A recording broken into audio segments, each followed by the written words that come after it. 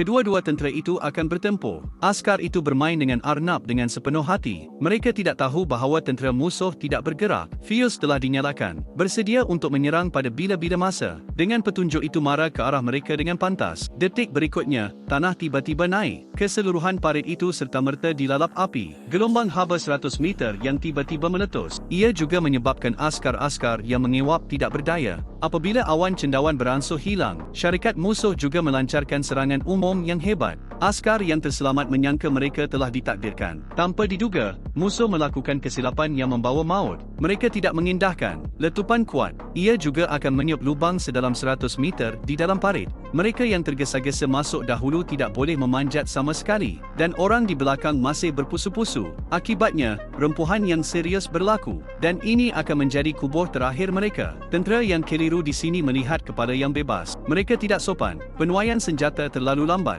Tolak saja meriam ke sini.